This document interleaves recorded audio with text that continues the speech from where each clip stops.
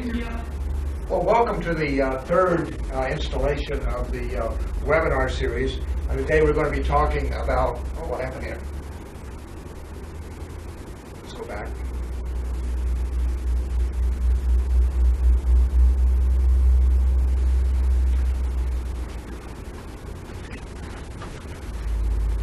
Well, what just happened? it did that before you hit anything on the computer, so.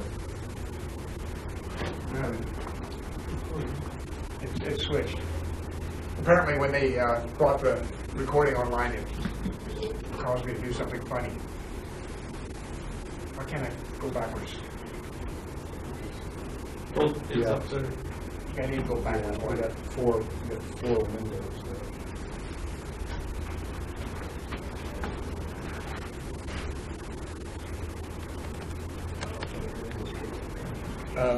Why can't I go? We're having a little problem with the computer here again. It's one of those days. So, you know, what we've got here will work. We don't really need to see it.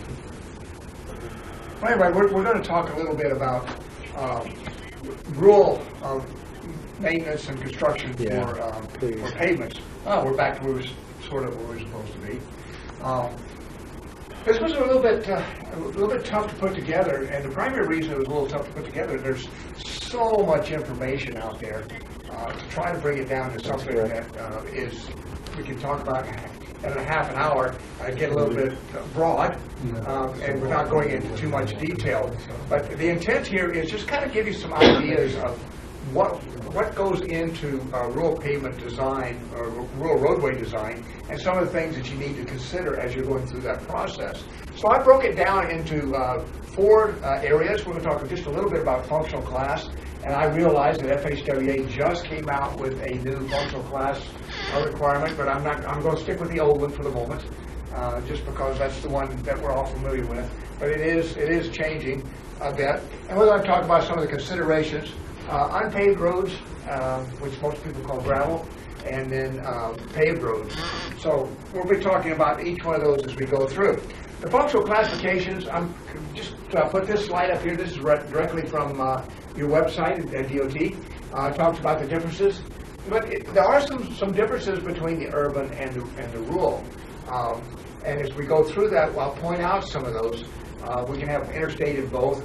But expressways we don't have in rural areas, just by their very nature, and have the whole series. But I think this graphic, again, off the DOT webpage, does a really nice job of explaining what the functional class does. The arterials, which includes the interstates and the expressways, in there, they're about mobility. They're about getting people from point A to point B, and they're really not much about access. They just want to get you through the system from one end to the other as quickly as we reasonably can. Then the collectors, we're kind of in the middle ground. They have a fair amount of access, but they're still about getting people on through the system. And then when we get down to the local roads, it's all about access. Speed, we're not really concerned too much about speed. We just basically want to get people in and out to where they need to be with reasonable amount of ease in there. So it's really, we're going from full mobility all the way to focusing primarily on access. And that's how the functional class was developed. A little bit about our interstate system. Alaska has 1,082 miles of interstate, which was 1876, that was mistyped. It should be 1976 that was established. But we have to realize that Alaska doesn't have to meet all of the interstate system requirements at most. We're allowed to have 2-lane facilities instead of 4-lane divided. We have access where others would not have access on our rule. So we play by a little bit different rules, which is the right thing, I think, for us to do, because we just simply don't have the level of traffic that other places have in that. And then we add on top of that the National Highway System, which really adds the Dalton and part of the highway down to Homer. Some of the characteristics of our rural roads, really it comes down to trucks. And most of our rural facilities are designed mostly for trucks. Our pavement design, it's easels, it's all about trucks. We're trying to get trucks from one place to the other, and the cars kind of fit into that, and really not a major consideration of that. In that, some of the little things like the appurtenances and some of those kinds of things do consider cars, but for the most part, you can think mostly about truck. One of the things we talk about with the characteristics of a rural highway, especially our arterials, you're going long distances with very few services, especially in Alaska. But even in the lower 48, in the western states, you can go for miles, 100 miles in some cases, without ever seeing any gas station or any services out there. So it's good. Primary transportation is in the corridors. They are our corridors, except perhaps the Dalton. But even that, that's the best way we get from point to point. So our rural highways are major. But as I said earlier, we designed to interstate standards for arterials, primarily, except that they're usually two-lane facilities. We are starting to add more and more of the passing lanes as we get a little more traffic, and you're seeing a lot of those coming into being in the last 4 or 5 years, and I really like those personally myself because it solves a lot of problems. I got that out of order somehow, but this just shows the national highway system. Okay, again, rural focuses on trucks. Our principal arterials, we're talking about our interstates. We're talking about long haul trucks from Anchorage to Fairbanks, for example. And we do allow those to have double bottoms, that's probably one of the biggest distinctions on the way we operate our highway network is interstates that allow double bottoms. A couple of the other highways don't allow double bottoms on portions of it, but not. Our minor arterials, we start getting mix of trucks, local and long haul, as major collectors. But when we get to minor collectors, we're talking about delivery vehicles, school buses, fuel trucks. Those kinds of things, really the local smaller trucks, but we do still have to account for them. Interestingly enough, the school buses are one of the most damaging things on our local roads because all of them are overloaded. They're single axles, they're full, and they cause a lot more damage. They cause more damage than the delivery trucks and everything else. So we have to think about school buses when we're designing that. And unfortunately, I don't know that we always collect the right kind of data to account for that. Some of our road characteristics that we're going to talk about, the materials are generally a lot more variable, the materials you're dealing with, than they are in the urban area. Urban areas are fairly well contained. You know what the materials are from one area to the other. A lot of data is available to you for that. But when you get on the Parks Highway or the Richardson Highway or the Seward Glen Highway, you go for long distances, a lot of changes. You're going from swamp to rock to mountains, and so you get a lot of variability in the materials.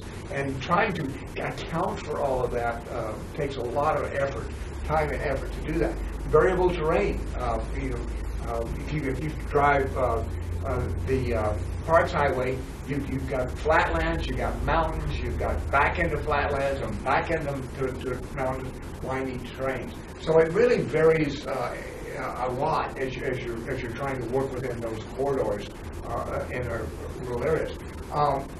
You typically get a lot less traffic in course, so we're really not designing so much for capacity in our rural highway network, but we're designing primarily for the purposes of getting people for speed, and so we put a lot of time in that. Some of our arterials still don't have shoulders on them. A good example of that is some of the Richardson Highway still does not have shoulders on it. Some of the Elliott still doesn't have shoulders on it. So we have to, we're gradually adding that to it, but as we do some of the 1 to 3 hour projects, we may not be adding shoulders as we move along. As I said, capacity is rarely an issue, but we are starting to run into issues in more mountainous terrain and hilly terrain about getting passing, especially for slower vehicles, trucks, and those kinds of things, trying to get around them. So that's the reason we're putting a lot of passing lanes in those facilities to accommodate that. One thing I want to talk about first is the unpaved roads. We have about 50% of our network here in the state-owned network is gravel. We're talking about 3,000 miles of gravel roads, and so we have to learn to work with those. This is actually out of South Africa. It's a really good chart, and we're talking about using the right materials. I'm going to talk mostly about the surfacing course. But the nice thing about that, along the bottom is a grading coefficient. That's just the gradation. Okay. If you go into the dust report, there's equations that convert it as a function of the passing the 40, the number 8, and the number 200 sieve. There's an equation for that gives you that grading coefficient. And then on the right side, the vertical axis, the shrinkage product is a function of the PI, plastic index. And what this is showing that is if you get too coarse, that grading coefficient as it gets bigger is getting coarser. What you're finding is that it tends to washboard and ravel, and as you drop the fines content down, there's nothing to bind it together. But if you start putting too much fines in there, it starts getting slippery and dusty. Okay, and we'll discuss that a little bit further.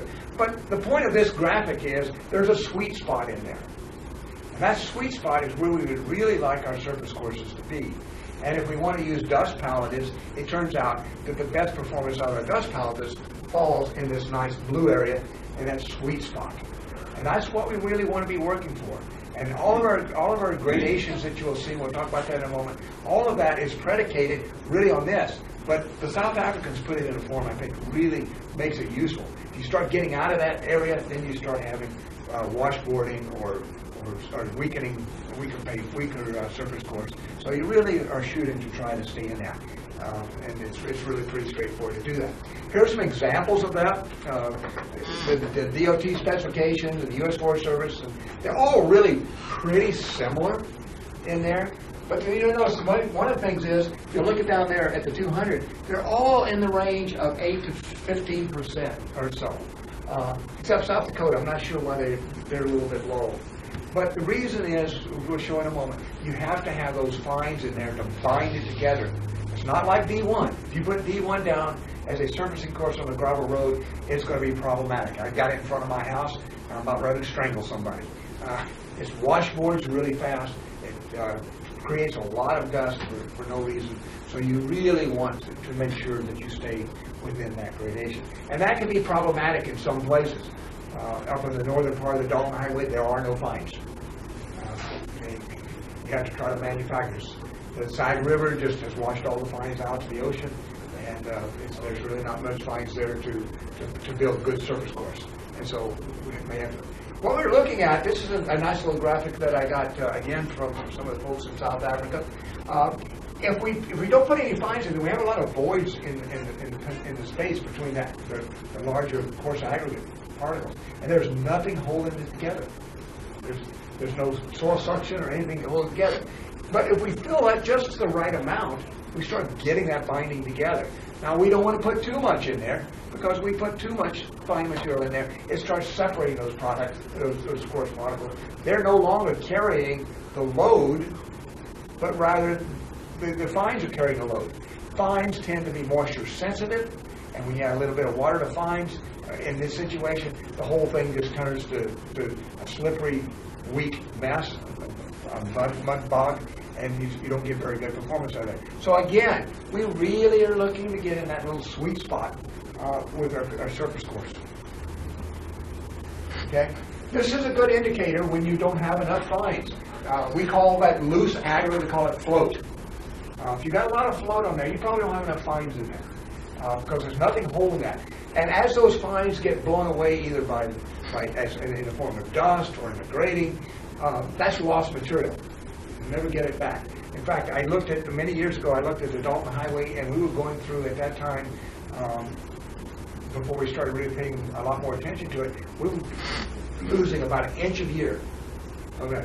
We were putting 4 to 6 inches in there, so every 4 or 5 years we had to go put it back, because it was all out in the tundra somewhere. Just because it's being blown away, the course is left, the course just gets thrown off to the side because it can't be pulled together, and it turned out to be a mess. And those guys that were working up there, if you run into them and you talk to them about it, they talk about grading bones, and that's what that float is. And they had a lot of trouble with that. One of the other things you see, if you see a lot of washboarding here, this road does not have enough fines in it. And if you look very carefully in the right-hand side, over in here, on the edge, what happens is vehicles pick that dust up, and because there's not enough of it to hold it, to bind it together, and they deposit over the side. And so all your fines are over in the ditch and over the side, and that's not really where you want it to be. You want to be holding things together. Again, you see a lot of float in there, and that shows that you don't have really enough fines in there to make that perform very well. On the other hand, if you put too much fines in there, you end up with something like this, and you really don't want that either. Okay, let's talk a little bit about Crown. This is on one of our airports out west. It's perfectly flat, and the water tends to pond in those areas, and when that does, the hydraulic action of tires coming across it creates potholes. The water's sitting there, hydraulic action creates potholes, and now we have to grade it a lot more regularly than we would like to. So you would really like to get a good, but if you put it too steep of a crown or too steep, you start getting rilling, you start getting erosion as a result of that. So you really want to get it about right. And it turns out that for most unpaved roads, between, some people say 3 to 5%, some people say 4 to 5%. In that rate is where you want to be. So you should be designing your roads to do that. And our grader operators need to know that that's what we're looking for, so that they minimize the number of times that they have to grade that road. Too flat, we get a lot of potholes. If it's too steep, we start getting erosion and losing our fines that way. So we would really like it. This is an airport up at Circle. I think it's Central. I think this is a Central airport. They got the crown right. You can see that there's a little bit of sheen of water on there, but for the most part, it's draining off very nicely, and they won't have to do that very often. There are some commercial slope meters available to you. Some of the new graders have slope indicators built into them, but if you're using a grader that doesn't, or if you just need to go check to see if you got the right crown, all you got to do is put this on a 2x4 or on your blade, and you can tell. If you're not rich enough to afford one of those, it's really easy. Just cut yourself out a piece of wood, 12 inches to 1.5 to 3/4 of an inch on the other side. Put a torpedo level on it, you got an instant slope meter. So it's really pretty easy for you to do that. The other thing we want to do is pay attention to our drainage. Because they're low volume roads in many cases, oftentimes people won't pay attention to the drainage. Because it's low volume, why put the effort into it? Well, as Eldon Yoder used to tell me when he wrote the book on pavement design, I asked him what's the most important thing about pavements, and he said drainage, drainage, and drainage. So we really need to be able to pay attention. This is a good indicator the ditches are lost, the slopes are falling in, and the water is being forced to run right down the middle of the road. That causes a lot of problems. The other thing that we see is grader operators will often put that berm, as the arrow shows, and leave it along the edge. The water runs off the road and is ponded there, and it causes weakening of the road. So we really want to pay attention to get that off there. Here's a really nice picture taken up at Eagle of a grader operators doing it right. If you look at the end of the left edge of the blade, you'll see a gap under there. That means he's got a crown on it. And if you blow that up and take the measurements on it, it's about right. It's about 3%. He's got his blade rolled forward because he's feathering, so he doesn't get that berm along the edge of that. You can see that on the other side. You can also see there's some good drainage on there. The other thing is, we see a lot of operators that will take it from one side to the other and back. Well, you're going to cause segregation when you do that, and lose a lot of your coarse material, and end up with nothing but fines left. What you want to do is you want to bring it all to the middle and then lay it back out in there. So it's really important that our blade operators be well trained in the maintenance of our gravel roads. Okay, calcium. We like to use a lot of calcium chloride, and so one of the things that we want to do, I want to talk to you just a little bit about it. It is the most commonly used powder in Alaska. It's running between about $6,000 or $7,000 per mile to put down right now. It's interesting. I don't think anybody in M&O knows that you're supposed to put between 1 and 1.5% by weight of calcium in there. But oddly enough, by putting the 8 pounds, or 8 tons per mile, it works out to be about 1.2. So you're in the range, but you never knew it. There's a lot of studies that's been done by the Salt Institute and others to get that right. But that's really what you want to shoot for. And when you're adding salt and years after the first application, you need to take into account the salt that's already there. There are techniques to do that if you want to go to that thing. But I know maintenance has a rotation of, I think it's 8, 6, 4, and then back to 8 on the Dalton Highway. So they basically have developed what they need to develop by putting that schedule in, and it works out really well for them. The other thing is we got to have high fines. If you don't have high fines with calcium chloride, it's not going to work. There's nothing to hold it there, because all that the salt does is pull the moisture out of the air into the soil and helps hold it there so that it stays damp all the time and creates that soil suction to hold it together and keep the dust down. It also acts as somewhat of a stabilizer as part of that process. And what we found is that, remember I told you about 1 inch per year, we're getting about less than, somewhere between half an inch and 1/4 inch a year now as a result of these starting to use calcium chloride. So our base courses, which are about $30 a ton, have been extended, life extended. We also know that the relative humidity falls below about 35%. It doesn't work as well. If we're into very dry climates, we actually should go to magnesium chloride. Luckily, there are very few places in Alaska that are that dry, but we actually can see that happen when we take a hygrometer out there and measure the moisture content in the air, the relative humidity. As we start getting below 35%, we start seeing the dust pick up, even in the treated areas. So it's that's keep that in mind as you're deciding whether to use calcium or magnesium or other powders. One of the problems we found, especially if you got a high clay content, it can be slippery when wet. If it's any clay at all. Over in Seldovia, they have very high clay content, and they're using it. And it gets slick. So what the maintenance foreman over there has done, he's dropped it back down to less, certainly only a half a percent.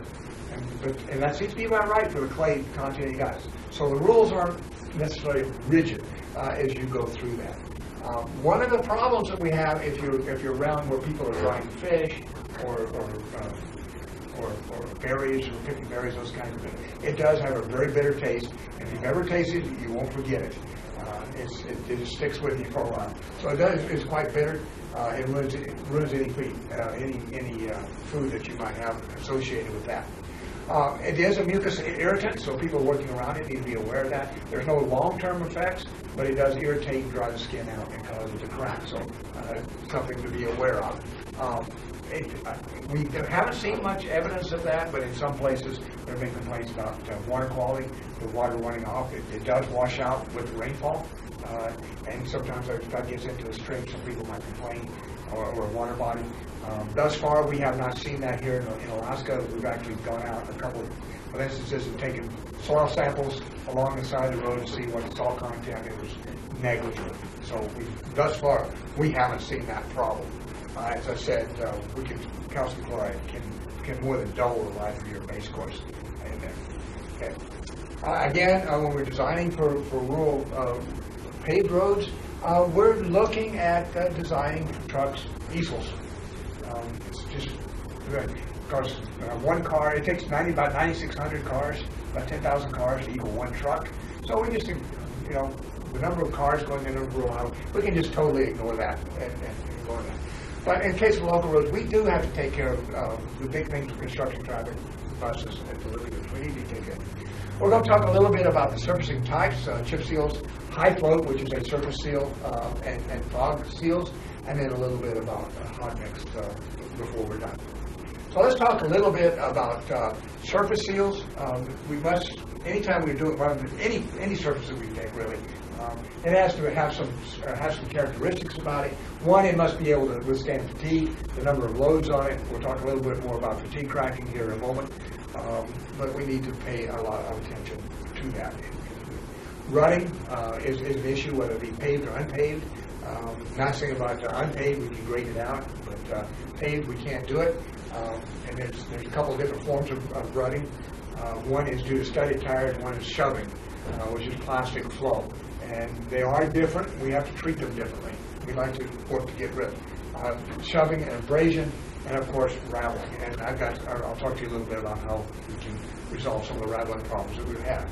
Surface treatments, we typically use those in the range of about 800 to 2,000 ADT, just because that seems to be the range at which they work best over the years. Once you start getting above 2,000 ADT, you probably want to start looking at hot mix.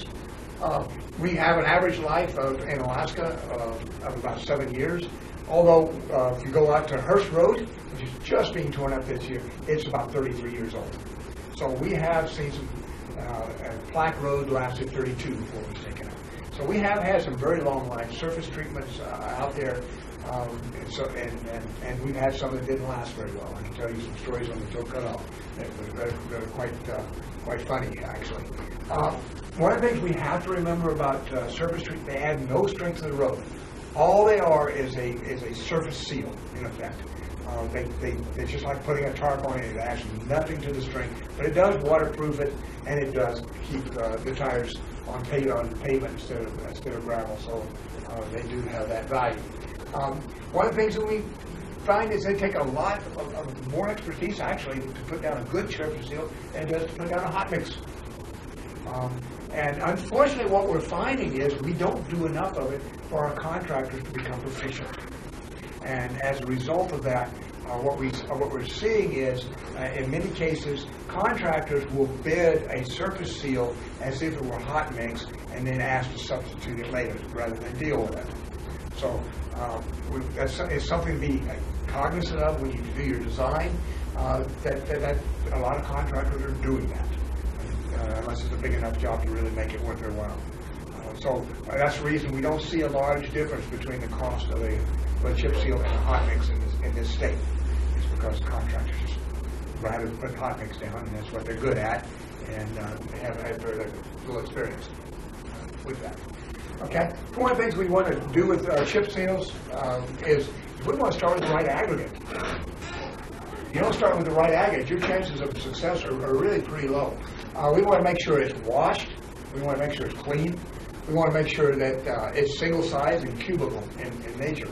And I'll show you some graphics of that in a moment to get you to understand that. But it has to be the right material for that, right gradation. The other thing is the choker course. That's the course if you're doing a two level. The second course should be about half the size of the first. We've had a lot of people try to put double C's down, and it doesn't work. The top layer just comes right off. Because what we're doing with that choker course is doing just exactly what it says. We're forcing that finer material into the voids that are left between the cubical sections, and sealing the whole thing together as one unit. If we put it on top, now we got 2 layers of not very good material in there, and what usually happens is that comes rattling off of there relatively quick, or it bleeds, and you end up with problems. We actually had a motorcycle fatality as a result of one of those a number of years ago, and luckily we didn't get sued on that one, but that one could have been really bad. The aggregate should be damp, not wet. Emulsions like to stick to damp aggregate. If you have dry aggregate, it won't stick to it. It'll just ball up. It won't stick. If it's too wet, then it just becomes mobile and just runs right off. So you got to get that. The way I usually do it, I just pick up a handful of it, and I squeeze it, and I drop the aggregate. If there's a lot of free water, if my hands are damp, it's about right. If my hands are wet, then it's too wet. If I don't see any moisture in my hand, it's too dry. Or if I see dust on it. That's how I tell. It's kind of an easy thing to do, but it does work out pretty well if you learn that little technique. You can go through and you can you can dry the sample back and determine moisture content, but just stick your hand in the pile and grab a bunch of it, and that it usually does just about as well. We want the right emulsion. We want the right amount of emulsion. Typically here we use cationic emulsion, CRS or CRS, you usually use CRS2 or CRS2P here because that's the ones we've had the best of. And most aggregate has a negative charge on it. And so we want something that will stick to that, and we want one is a positive charge, so it will stick to that. If we use an anionic, which has got a negative charge on it, they don't stick as well, but there is an exception to that. Okay, we'll talk about that in a moment. But for the most part, we find that the cationics typically work best. We usually want a fairly rapid setting because we don't want forever to do it in there, so we want to do that. One of the things that we find is, one of the things I've seen over the years people have trouble with, they want to fill the first layer completely up. And you don't want to do that. And the reason you don't want to do that is because you don't have any place to put your choke, of course. So you typically want to, you want to bring it up to about 3/4 of the depth of your cubicle aggregate, your first layer, and leave that space in there, because now you're going to come back with the second layer. You're going to add your asphalt into that, and you're going to force it down into those voids, and then it's going to bring everything together. And so what we typically do is we're going to put less on our first application than our second application. It seems backwards at first, but we've got to create those voids in there to be able to put that choker course in there. We've got to leave room in it. So what I see often cases, people that are not well trained in it, they will come fill that up and they will look at it. So what I do is I go out there after it's been shot and coarse aggregate put down, I will pluck it out and I will look at it and I'll say, okay, it's got about 75% of it coated. Between 50 and 75%. That's good. If it's more than that, I want to cut it back a little bit. If it's less than that, I may want to bump it up a little bit. But there's nothing like going out there in the field and pulling some rocks out and looking at them. All of the calculations that we do, and there are calculations that get you in the right starting point, which should be done. But all of that, when it gets all said and done, it's the guys in the field that have to do the adjustments in order to make that work. And so they have to be given the latitude to adjust that a little bit, depending on the aggregate and a number of other factors in there to make that work. And then the second layer, we're going to put about 0.5. In the end, we're going to end up with about 0.75 gallons per square yard for that. About. I mean, that's the reason we have to make those adjustments in there. But what you want to do is that last course, you want to make sure the tires are running on the aggregate. You want to, never should they touch the asphalt cement. So you're going to leave a little bit after all said and done. So you want to let it break and cure a little bit and check that. Again, what I often do is I'll pluck a little bit out and make sure that it's about 80% coated, that choker course, that last course, about 80%. I've seen people try to put a whole bunch on there, trying to think you're going to make it thicker. No. All that happens is that comes off, you end up with an asphalt-rich material and it bleeds, and bad things happen as far as traction goes in there. So there are some very good guidelines. The department does have a really good surface treatment manual. I encourage you to have one of those on your desk to get in that situation. Refer to that. Here's a graphic of that. Here's the material, as we say, the cubicle. We don't want to fill those voids up. We want to make sure we got room for them. The second graphic down shows what happens if you've got material that is non-uniform. You end up some of it being covered, some of it having too little asphalt. So you want to get it as uniform as you possibly can. The last thing in the bottom one there shows is what happens when you got thin and elongated material. What happens is it gets kind of laid in there in all kinds of different directions. Some of it will be completely covered. Some of it will be sticking out, but though that it was flat and elongated, those are just going to be broken off because they don't have the strength to be in there. So you don't want that either. There is a specification of thin and elongated. There is also a test for that. It's a really simple test. You just have a slotted sieve, and you put it in there, and you count the number of ones that go in one direction, and you put it in one direction. And if it doesn't go, and then you turn it the other direction, it goes, now it's thin and elongated. And you count the percentage of those rocks. Fairly straightforward test. I don't know if they still have it over here or not, but we bought a whole bunch of those slotted sieves a number of years ago and put it in all the regions.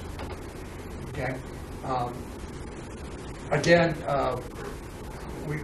we want to make sure, I put the application rates there again, but don't, the aggregate, again, we're gonna put the big rock is the heavy rock, so we're gonna put a fairly large, between 40 and 45 and 50 pounds per square yard. Again, that's gonna be some adjustments in the field on that, by the personnel, just by looking at it and trying, and making some judgment calls. And the second layer, we're gonna put a little bit smaller. Bigger rocks, smaller rocks, it makes sense to do that. We don't wanna put it down the rate, we're dealing with an emulsion. Emulsions love water. Okay. You get a little bit of water in there, and it's just going to flow all in your ditch, and you just wasted your money. So if it's raining, don't even think about it. If you think it's going to rain, you might want to hold off. So you really want to pay attention to the weather forecast, and sometimes it's just a good idea to look up, see if a thunderstorm's coming, and maybe even figure out how to look over the hill. I've been caught on that as well. So we wanted to make sure we don't. One of the things we also found, I did a study way back in the 1980s. I looked at all of the chip seals that we were doing a lot of chip seals back in those days, and we looked at all of those. And what I found was that essentially every chip seal that had failed after, that was placed after August 15th. Everyone.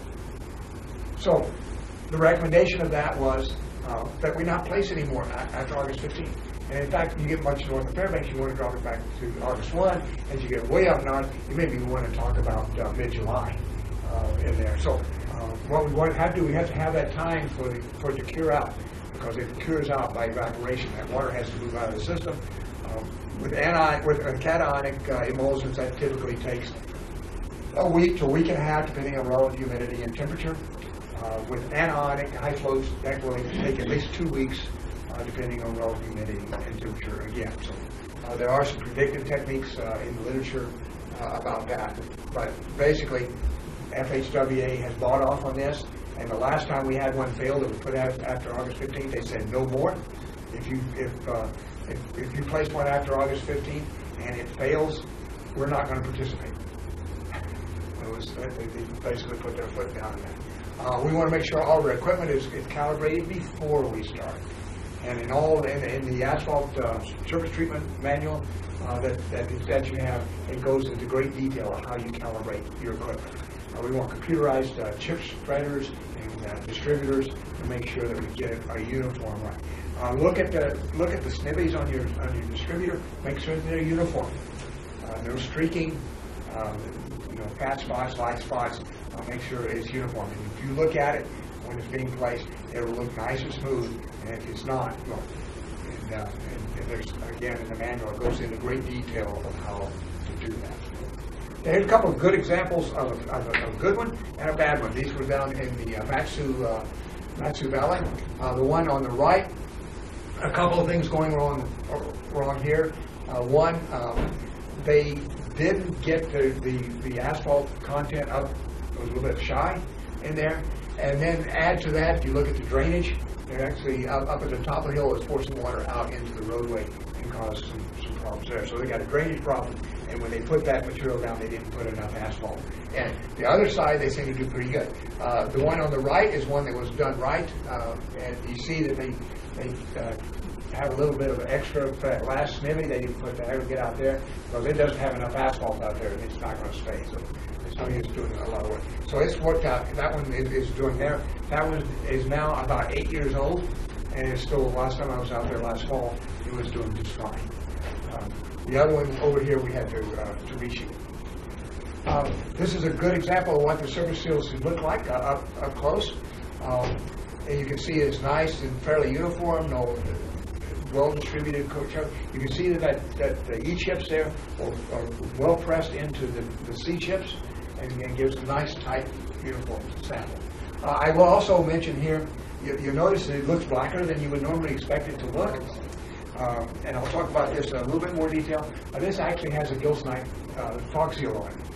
And we found that gilsonite fog seals, about a month after it's placed, will stop all of the aggregate loss in its tracks. And we felt like that it would significantly increase the life of the pavement. It's pretty phenomenal stuff. It costs $1.25 a square yard to put down, so it's not particularly expensive stuff. But we played around with that with Mat-Su Valley, and they love it. It was really working out well for them. So let's switch gears a little bit. High float. I actually dug back in literature and found out high float actually came from Scandinavia. They called it autosurfacing. Back in the 1970s, they used a dense graded base surface course, basically very similar to our D1, just a D1 with a little more gap in it, because our D1s tend to be very dense, so it gap graded it a little bit, and then added just a little bit more fines in there for the high flow. But then back in those days, they did it with CMS too, and I found out subsequently that they actually did some of this very same thing in Minnesota. Scandinavia and Minnesota seem to have a tie with each other, so they sometimes follow each other a little bit. But it turned out to be quite effective for them, and so they were doing a fair amount of that. But they only used it for roads with ADTs of less than 400. We here tend to use those with an ADT of up to about 2,000, and it had really, really good luck with that. Okay, Canadians began using it in 1974, and actually Alaska got it from them. They used a modified base course, much as the Scandinavians did. They used a HS350S high float emulsion. A high float emulsion is a special emulsion that goes through, basically fill a cup full of water, a cup full of asphalt, put it in hot water and see how long it takes for the cup to sink. That's the basic test for that. It is an anionic emulsion. I said there was an exception to a cationic, and this is it. We found that it was very effective on the Alaska Highway, and that's where they use it, primarily because the permafrost made it very difficult for them to pave, and it was much easier for them to repair that. The life expectancy they found between 3 and 7 years, and actually it wasn't the high float that was wearing out, but they had to replace it because of the differential settlement that was coming from the permafrost. So we really don't know. They really never found out how long it would truly last, but they did find it was a lot cheaper than using hot mix on there, and much easier to. In fact, what they would do, they would just take an old farm disc and go out there and disc the road up, relay it, and then reshoot it with high float. And they would do that depending on the area. So the Alaska legislature saw what was going on with Canada, and they tasked the department with taking a look at it. And so as a result of that, we picked 3 sites, all 3 of them here in Fairbanks. In fact, the last one was torn up about 5 years ago. And so it was placed down in 1984, so it lasted quite a long time. But our lack of experience with it caused some difficulties. Even though we spent a lot of time with Canadians learning how to do it, once you do it yourself, some growing pains are expected in that. One of the things we found out very quickly is because of we were having to spread 0.75 gallons per square yard of asphalt, and because we were putting down about 40 pounds per square yard of material, our spreaders and our chippers that we had at that time simply were not capable of putting it down. So that was our first problem. So we had to actually start looking for bigger equipment, which readily were available at the time, but we just didn't have it in there. Okay, and we also found out that we had to be really careful about our stockpiles, because our stockpiles got wet due to rain. We didn't give them the appropriate time to dry out. They were too wet. So we had to manage our stockpiles a little bit better in that.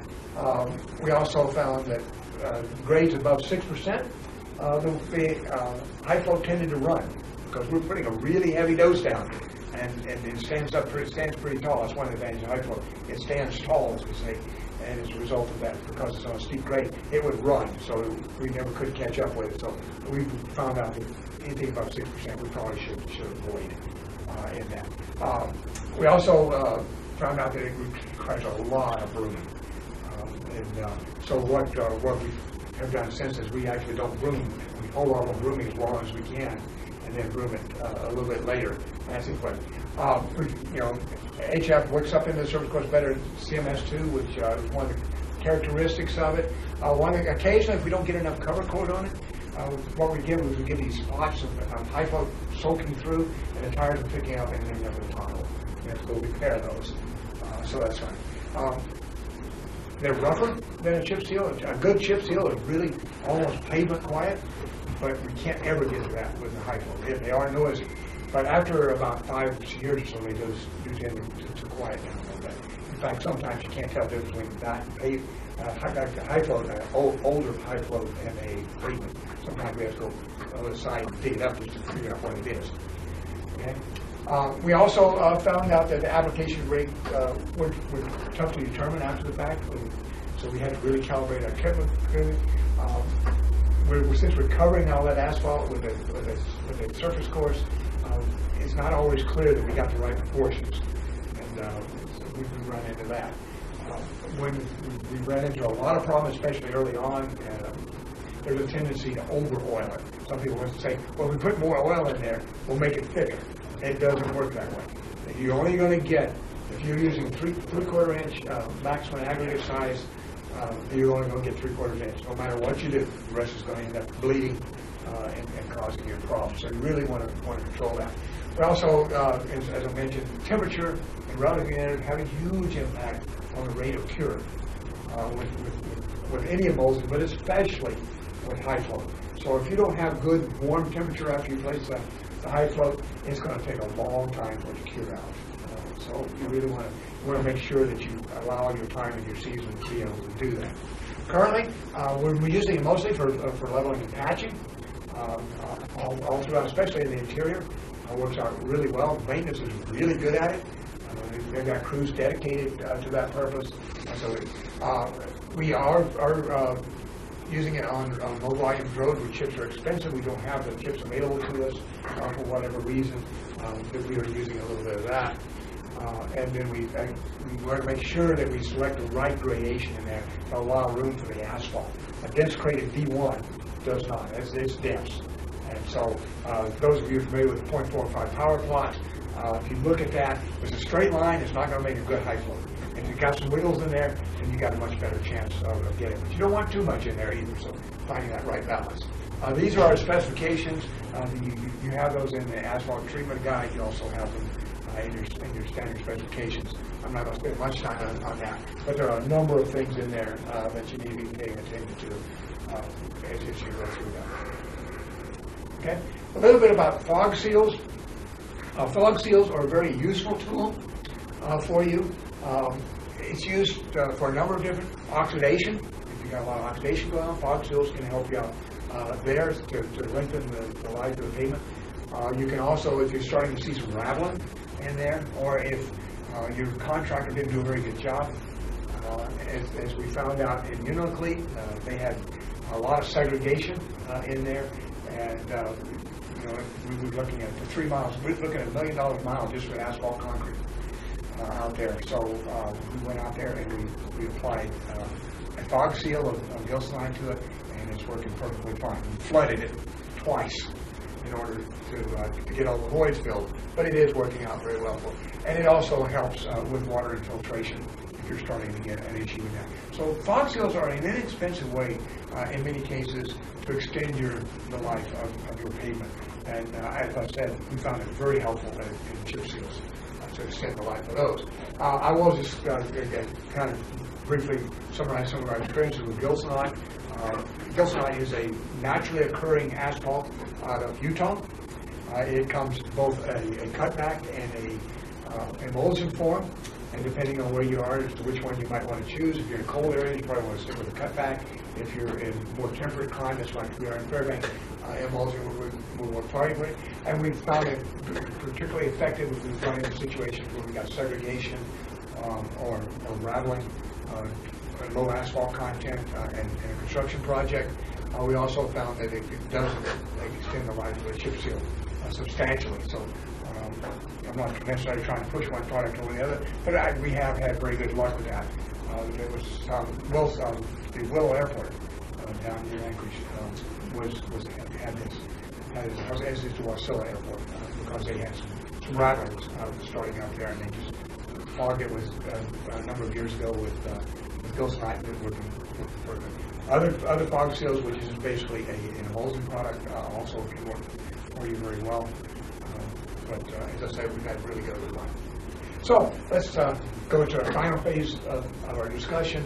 Hot mix asphalt. This pretty much is Alaska's choice of for a number of different reasons. One is flexible, two, we're good at it, and concrete, we just, in many cases, we don't have the traffic, and when we do have the traffic, it doesn't stand up to studs any better than asphalt concrete, but we may be seeing more concrete in the future. One thing, it does provide structural integrity, so it does give some additional strength in there, which the other surfaces don't do. And in fact, a rule of thumb for asphalt concrete in the ranges that we use, every inch of asphalt that we put in, the ranges we use in Alaska, will double the line for the pavement as far as easels go. It's kind of a good rule of thumb, so if you're working with that and you find you need some more easels, if you just double it, you'll get there. So that also tells you something about easels, how accurate you need to be on your easels. Some people try to get to 4 decimal places on the easels when to the nearest few thousand is close enough. So it has good wear characteristics if it's a good material, and it stands up to abrasion, rutting, and shoving, and all those kinds of things. And it's, for all the materials that we have, it is definitely the smoothest. In fact, it is smoother than Portland concrete. Just because of the nature of Portland concrete, you get warp and curl, and asphalt and Portland concrete, and so you get that bouncing as you go down. So you're just not going to get the smoothness as you can get out of asphalt, at least initially. We are seeing a good life. Our average right now is about 15 years, although we have seen a few of them. In fact, the first one I studied was on the Alaska Highway. It was 50 years old. So we are seeing much better life, and we're seeing some that weren't done properly may not last that long. So, but we are getting reasonably good life out of that. And generally, the maintenance is fairly low if it's all done correctly. Some crack sealing. There's a new report out on crack sealing. We probably don't need to do as much as we maybe are, but nonetheless, that's really most of what we have to do to a properly designed and constructed asphalt concrete pavement within the first 10, 15 years. You really have to put very little effort. Some guidelines for you. We have the Alaska Pavement Design Manual, and it's got the design procedures for you to put in there. For those of you in airports, the FAA has got their own procedures, which is, I understand they're in the process of rewriting. So you're going to be seeing a new one here in the not too distant future, which they claim is simplified. I hope so. But that's coming along. For our rural roads, again, we're going to control. The truck's going to control our design. It's just a fact of nature. We want to know our available material. I think sometimes we fall down on this. We don't want to take the time and effort to know the materials that we're working with in our rural areas because they're spread out. We got a 12-mile project. We may have 2 to 3 pits that we're dealing with.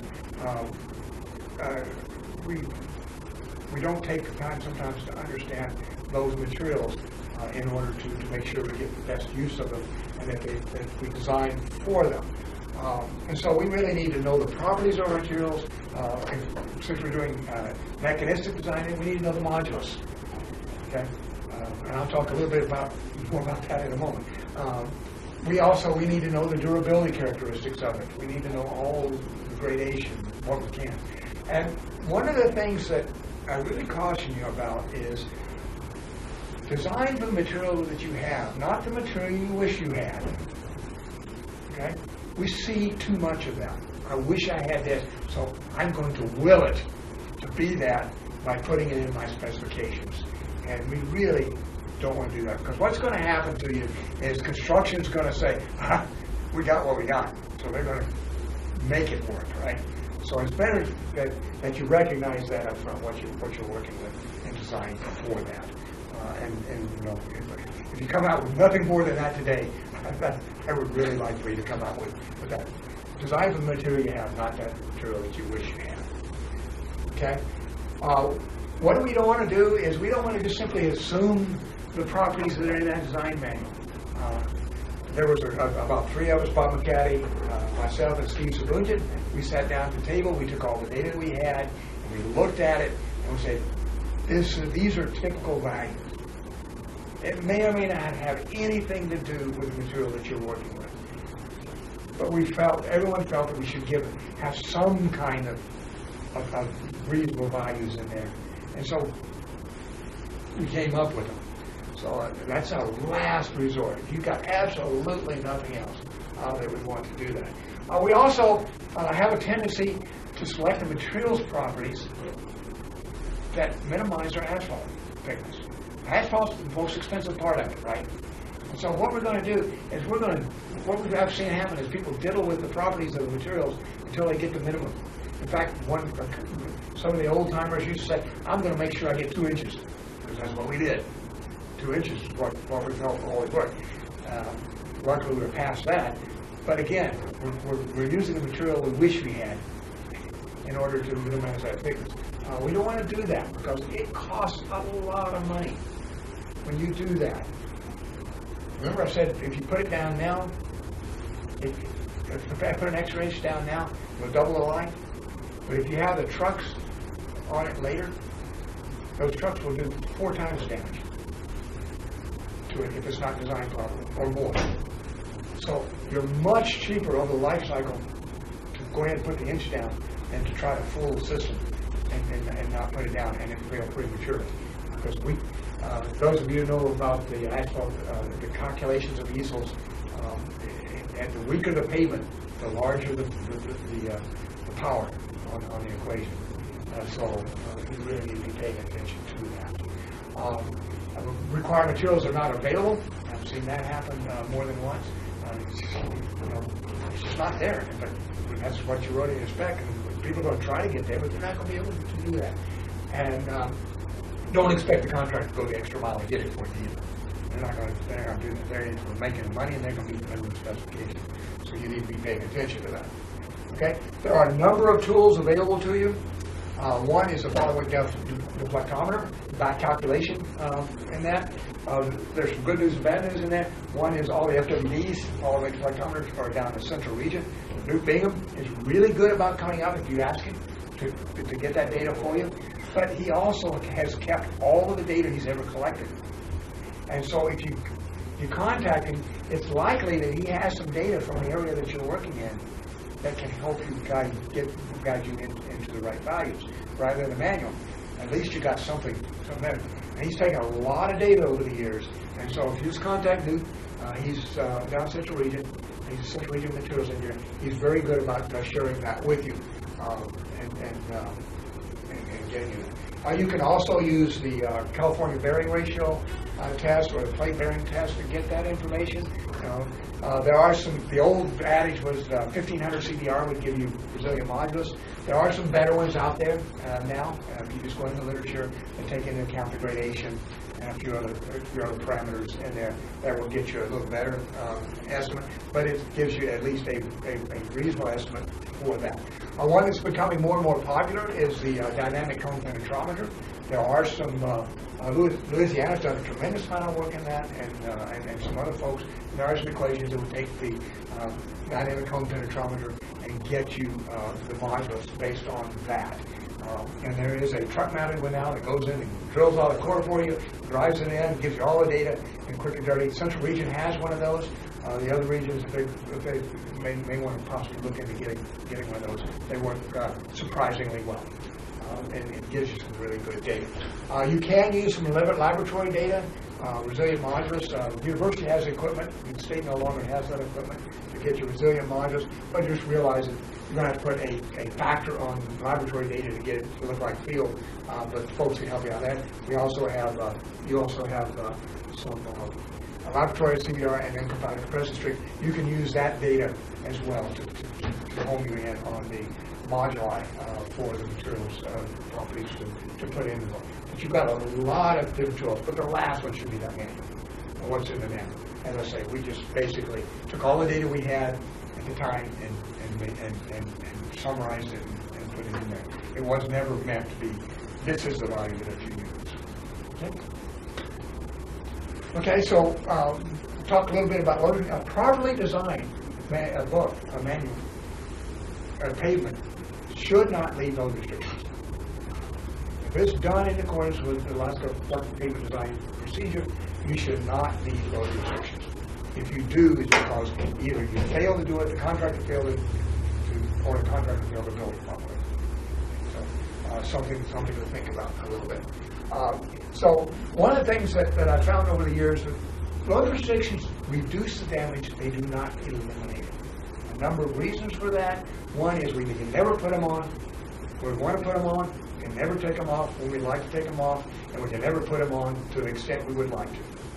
In many cases, 50% ain't enough. Okay? Or 75%, or 100%. You know, sometimes we're bound by some of those things. And the note here, don't underestimate the cost of the load restriction.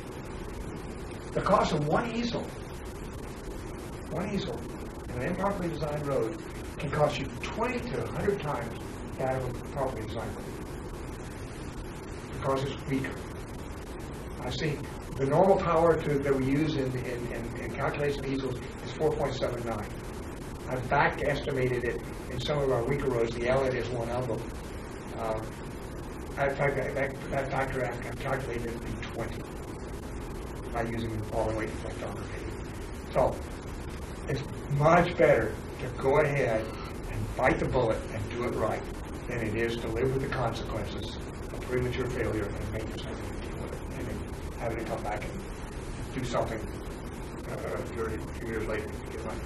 Okay? You see this? It hasn't rained here in months.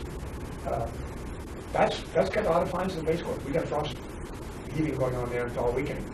That's a problem. That pavement is not going to last. It happens to be down near the Canadian border.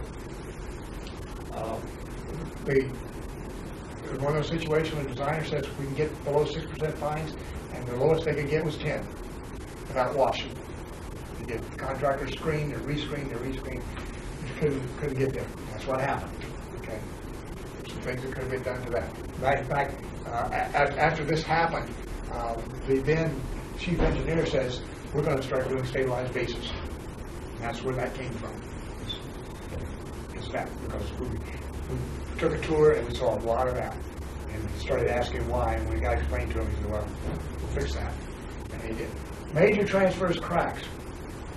There's a lot of misconceptions about major transverse cracks. They are thermal in nature.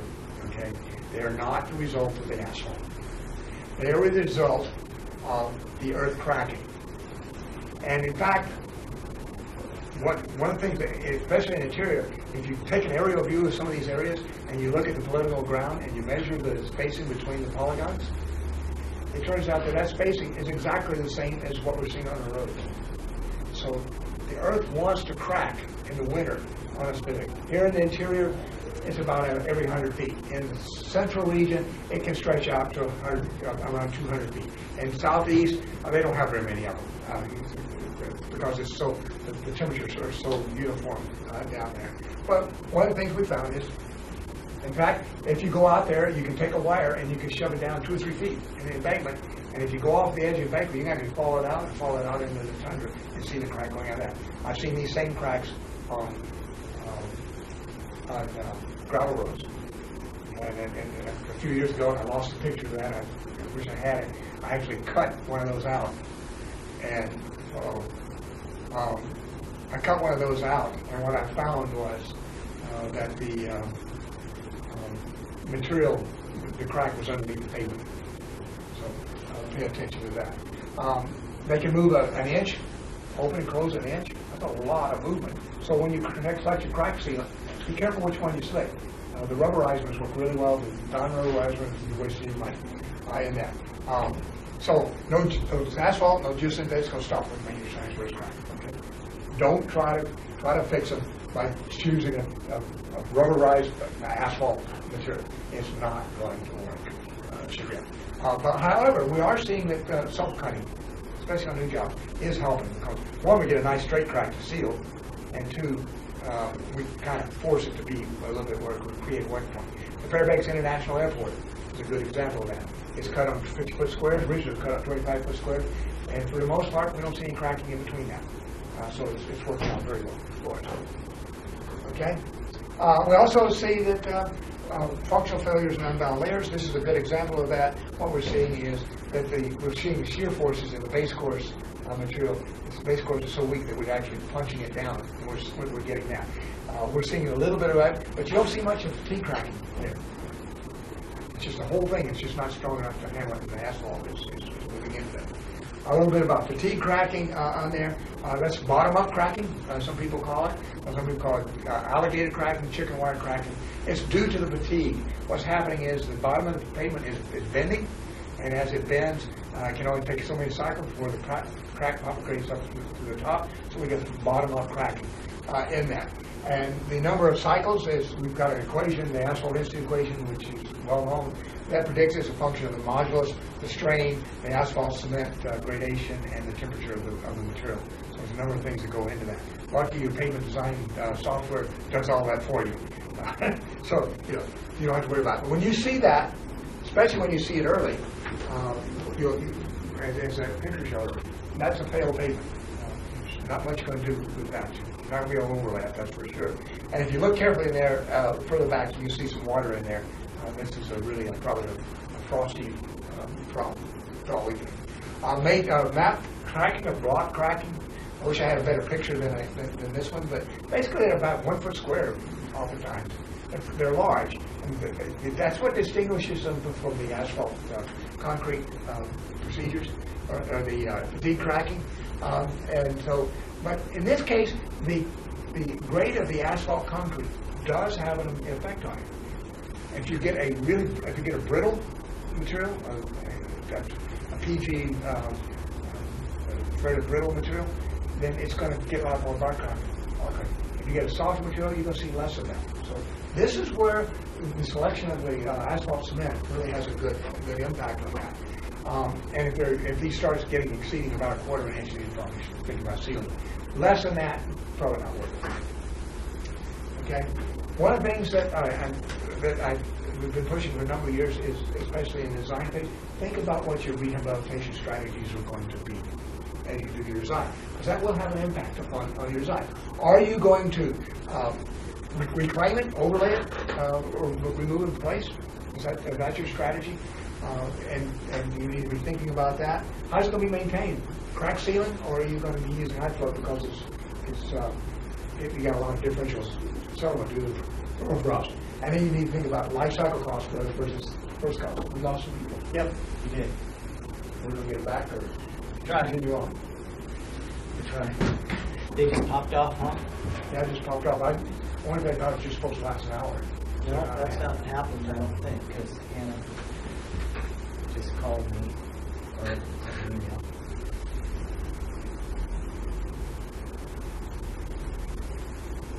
That's not it. It's on. That's correct.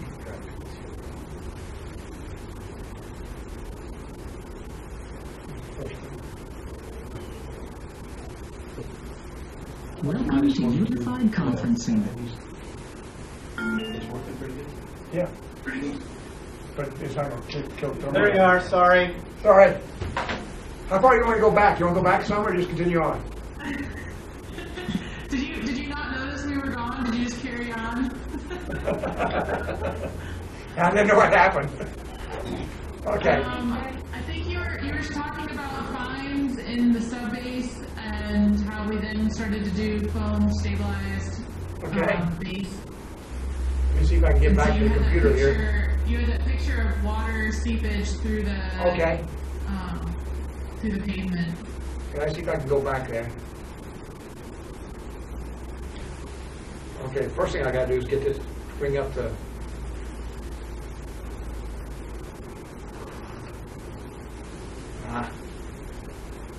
Technology.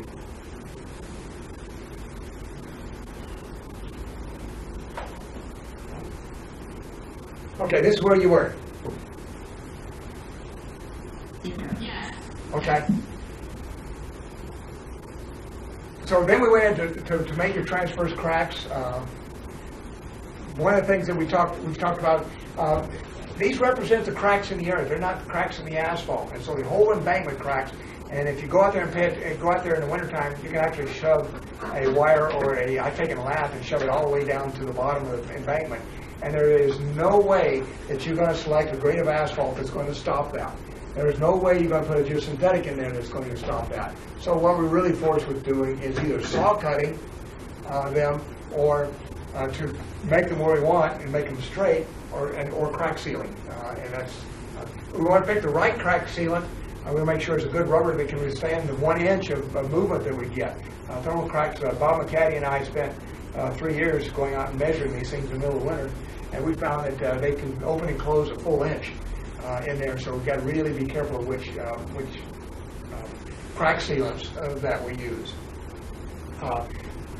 One of the things we find is that the functional failure, we're actually seeing deformation or failure of the base courses in there. We've got the wrong base course, and so the whole thing just gets pushed right down in there, and we get what appears to be rutting. The characteristics of this are that you'll see those longitudinal cracks on each side where it's falling down in there, and that just basically means that you got a base course that's really weak, and so you want to look at somehow strengthening that base course. Fatigue cracking, some people call it bottom-up cracking, or alligator cracking, or chicken wire cracking. Because we call it bottom-up because as the pavement bends and it goes through a number of cycles, it starts cracking at the bottom and the crack propagates to the top. We call it alligator cracking or chicken wire cracking because that's what it looks like on the ground. The picture there is a pavement that's heavily alligatored at fatigue crack, and as a result of that, you're probably not going to overlay that in any way. We can estimate the number of cycles to failure through our design procedures, and that's what we're trying to predict is when this alligator is going to occur.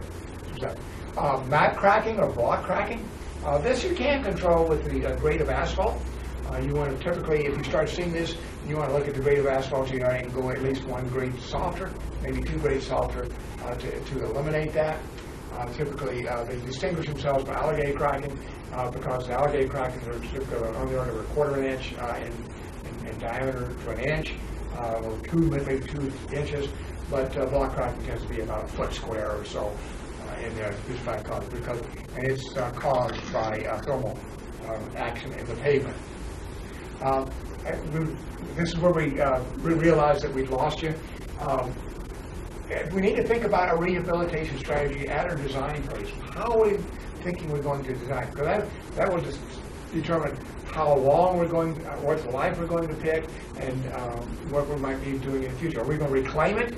Are we going to overlay it, or remove it and replace? As far as maintenance goes, what are the maintenance strategies going to be? We just want to have maintenance simply do crack sealing, or if we're in areas where we've got a lot of differential settlement due to permafrost or something else, then we probably want to allow the high flow. So we might want to choose a shorter life for the pavement. So this is, things you need to be thinking about as you're putting it in. And then we're also moving towards life cycle cost rather than first cost. The new pavement design software that we're working on right now, hopefully we have it out here by the end of June. We will be including a module in there that will help you calculate life cycle costs. FHWA and the FAA are really pushing life cycle costs because it's better bang for the buck around the first cost. So you're going to be seeing a lot of that. Hopefully this fall we'll be coming around giving some training on life cycle costing and the new pavement design software that we're in the process of developing. Just to give you an idea, you've got a number of different alternatives in here to get to where you want to go. Alternative one, say A, has a fairly long life, you only go through 2 cycles, or you can choose another strategy that has none. Which one is the best? It depends on how the numbers work out in that. And so you need to be paying attention to it. Sometimes you want that shorter life because of the foundation that you're working with. It doesn't make sense for your pavement surface to outlive the foundation. So you want to balance all of those kinds of things, have that whole thought process. A little bit different way of thinking for some folks, but it's been around actually for quite a long time. This graphic was put out in 2002. The first graphic I saw of this was probably in the 1970s, so it's been around quite some time. Full depth reclamation, this does meet the stabilized base policy that's in the current manual. Very effective with NACs. One thing that we did really early on that's worked out really well for us is just simply mix 50% of the existing asphalt material, asphalt concrete, with 50% base course. That gives us a modulus of about 80,000. So that meets the standards requirements for the stabilized base policy. And it's really fairly inexpensive. You don't have to haul that material around. reality is, the best material we got right now is on the roads in most cases, and so we don't want to have to replace that and haul it away and bring it back. We're going to try to use it right there. Foamed or asphalt emulsion, foamed asphalt or asphalt emulsion are very good ways to strengthen it as well, especially if we got a lot of fines. And just outside of town, we did a high float, or a foamed asphalt project. It reduced the cost of the base course, hauling the base course in by 2/3. Central region is using a fair amount of foamed asphalt in some of their areas, especially down on the Kenai Peninsula, and it's working out. We can also add other additives such as Portland cement or extended use, and Tom knows about that stuff. We can add some of those materials in there. But if we're going to do it, it's best to do those things during the reclamation. Don't try to reclaim it and then come back in and blade mix it or anything like that. Just get the nurse truck out and add it at that point in time. Remove and replace, that's a good strategy in many cases. If we're having to completely reconstruct, we need to do something below the base course in order to get what we have. We've got problems with line and grade, or with grade. We may want to do that. Or it's just for some reason or other, we just need to do a lot of strengthening. And then we want to remove that repavement and not try to keep it. But it is more expensive, as you can imagine, than doing the reclamation. Overlay requires good timing. We have to be paying attention, because if we do it too late, it's just reflective cracking. It's going to destroy it within 2 years, and we've wasted our money. Some of the rules of thumb that we found that work out pretty well. If you've got less than 20% fatigue cracking showing, it's a candidate. It's a good candidate. It doesn't mean it's going to be, but it's going to be. So then, if you find that, if you go out there and you see less than 20% of fatigue cracking, then you're going to look at the remaining life of that, and if you've got at least 20% of its life left, then you might consider it as an overlay. And the reason is, by putting the overlay on, the strain at the bottom of that pavement drops off dramatically, and even that 20% can still give you 10 to 20 years of life, because of that it's so low by putting the overlay on. So that's how we accomplish that. We just reduce the strain down there to several limits so that we get there. I typically don't like to see less than 1.5 inches in there. As far as an overlay goes, preferably 2 inches, because it just becomes untenable for the contractor to be putting down anything less than that. So I would do. One of the rules of thumb that you probably that I suggest you not violate, that the minimum thickness of your asphalt concrete should be twice the maximum thickness of your aggregate.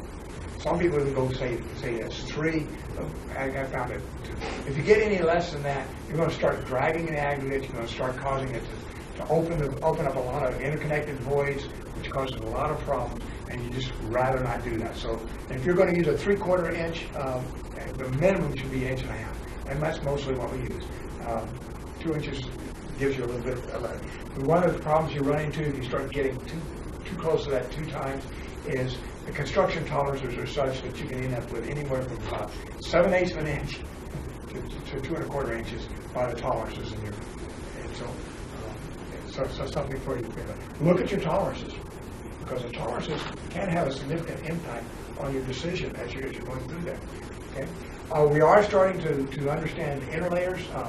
When we first started using interlayers, that's really a fabric or a rubberized asphalt between 2 layers of asphalt. There are some materials that are coming out that appear to be working well. We also have laboratory tests now that we can test whether they're going to work or not. So we're starting to see some interlayers that are very effective at reducing the cracking. So if you see that some matte cracking and you see some other cracking and you want to try to reduce that reflective cracking, some of these interlayers work really well. One of the problems we've been fighting with some folks on is they try to use them for major transverse cracks, and they didn't work, and now they don't work anywhere. Okay? Wrong application for the material and wrong expectations for that material. It's just not going to do that. But it will help reduce reflective cracking due to block cracking and perhaps some fatigue cracking if it's limited in that. So we're gaining some more experience with that, and we actually have a couple of research projects going on to try to better answer when we might want to use that. And so Selection of the AC in there. Use the PD grading criteria for the area. 52 minus 28 is what we typically use around here.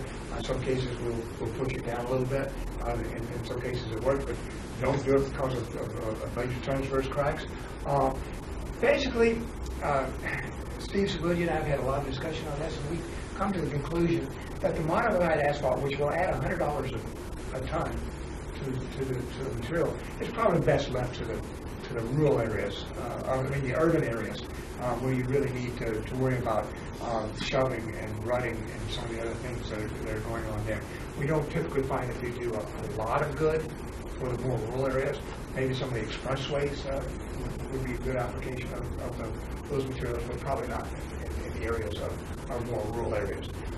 We also, the grade does have an effect, as I said, on map cracking and fatigue cracking, but not transverse cracks. Okay. And we also, if you design your mix properly, you're not going to have any problem running in rural areas. It's just traffic is low enough and your stabilities are high enough that you're just not going to have a problem. So if it's done according to the specifications, you should never have a problem with that. But the right AC asphalt cement selection will have an impact on the durability, moisture, and fatigue cracking. You really want to select the right material for that. So, I'd be certainly happy to answer any questions that you might have on that.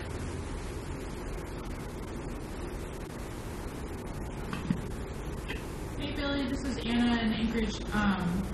I wanted to know about the research you guys are doing on your reflective, or the interlaying, the fabrics you were just talking about. Are you looking for spot locations, or would it be like a rollout for entire lengths of roadway? Like what's the effective length that you need to install it? Right now, what we're doing is we're doing some laboratory studies. We're doing 3-point bending tests, and we're doing some indirect tensile testing to say it's looking really positive. We have not put any out for that particular purpose as an experimental feature yet, but I suspect it's getting to be about time to do that. So, we could probably do it with a section that's 500 to 1,000 feet to try to get a handle of that, with control sections on each end of that. So if there's a good candidate out there that you're overlaying and it's got a bit of cracking on there, we should probably talk. Okay, that sounds good. Okay. Thank you. Right. I have a question about that too. I've talked to a couple people in the industry, and when they recommend using some of the grids, not necessarily the fabrics, but the grids, they recommend doing a leveling course, your grid, and then your overlay. What we've seen, I guess, I'm from ODOT, so if I was from ODOT, we saw that usually with the cost of the interlayer and that leveling course, you might as well just done the 4-inch overlay versus any interlayer. Right. You're right, and I'm not a particular fan of the Tensar Glass grids. glass grid and some of those materials, but there are some new ones coming out that are triaxial, and you actually glue them down I with see hot. that they have like the tap Yeah. that will heat it up. Yeah, you basically take your distributor and spray the hot AC down.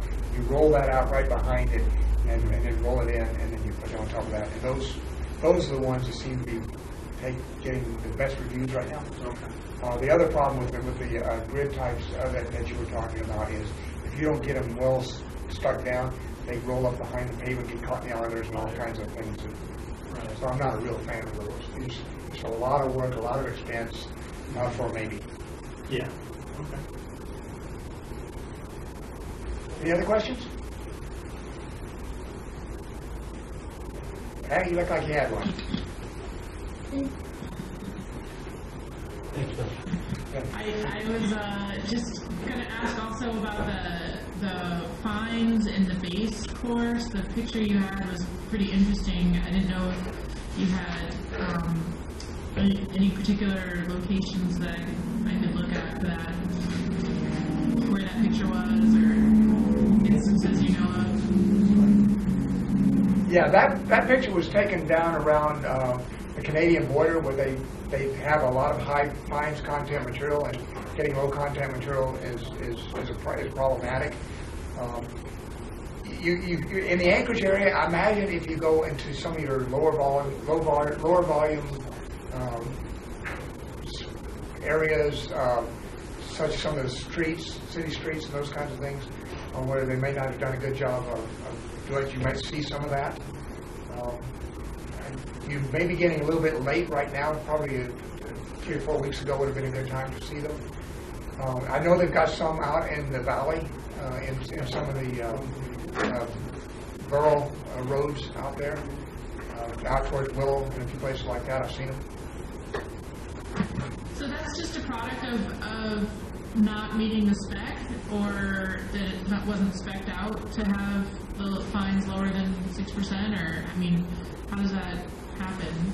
They just deal with the material they have there, and... Yeah, that's a good question. It's kind of all of the above, and all I can say for certainty is that it has more than 6 to 8% fines content, and it's enough to cause frost heaving and then subsequently thaw weakening in there.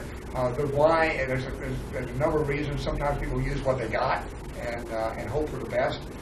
In some cases, the contractor was not able to meet the specification for some reason, or they didn't want to haul it from an appropriate pit. There are 1,000 reasons to do that. I did find one instance where at the Anchorage International Airport, I think it was one right, one left. It was one left where there was it didn't meet the specifications that were written, and so when they went back in there and they dug it out, they found some real problems as a result of that. So all of those things can happen to cause a problem. Thank you. Yeah. More questions? Okay. If you have come up with a question, feel free to contact me, and I'll be happy to try to answer those at a later time. Okay. Thanks for coming. Thank you. One thing, Billy. Picture that request. Okay.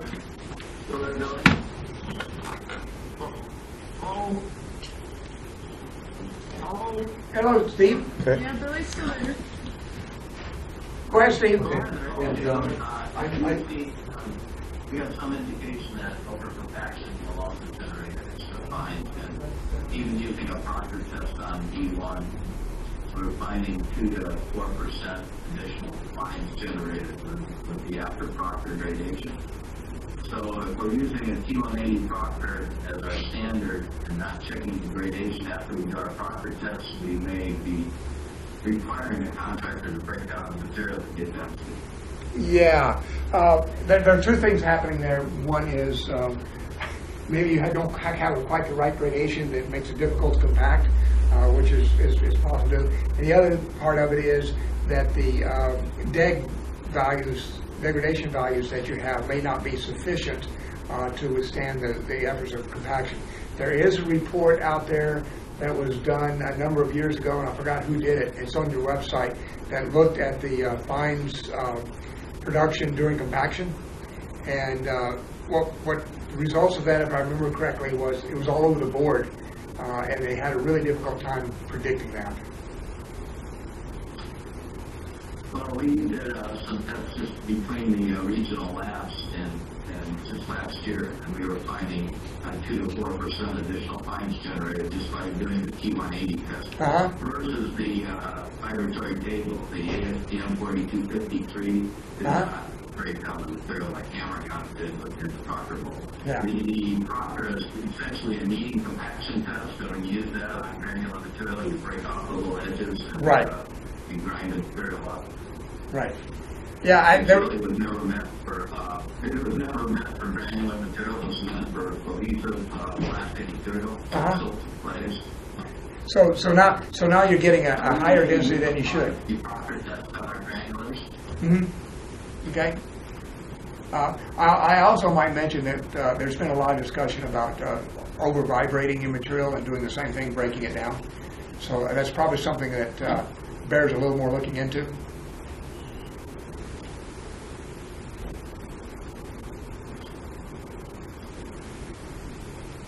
Any other questions or comments? Oh, thanks, Billy. Okay, well, thank you. Thank you, Billy.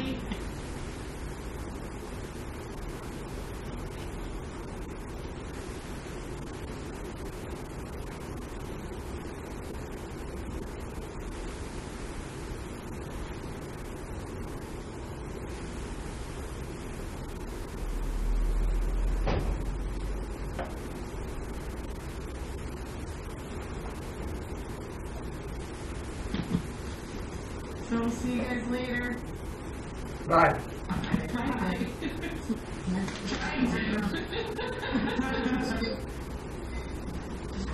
Yeah.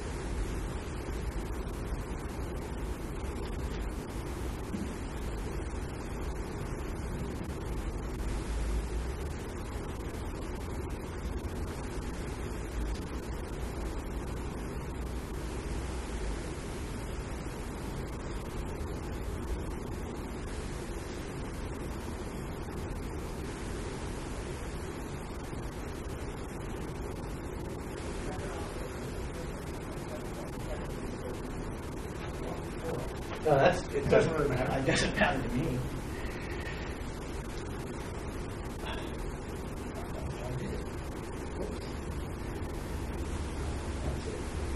Okay. Well, I at the point where no each other. We're gonna tease about it for a while. Huh? We're gonna tease you about it for a while. I can't find it. I specifically went and looked at that to make sure we're doing the right. Well, I'm one. pretty sure it's out of order. I think that, You think it'll be today? I think it's actually listed with the one you did first, even though it says 27. Because sometimes they're out of order with how we post. I don't know, our website's In fact, I thought when we discussed it, we decided that we put the rule first because I didn't catch it. You know who caught it? Anna caught it. But she told Carol, and then we were laughing about it. They sent text. So that doesn't matter. I didn't even catch it. I didn't either. Like I say, I went and looked, and I assumed that they were in order on the page, like, on the top. There's no way no way to really know. I should stop. Did you stop it? I didn't stop it.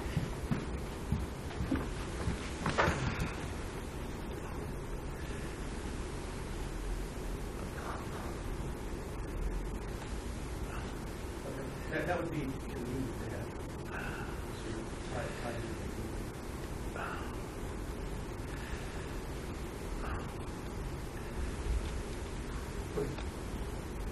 Okay, thank you. Okay, bye.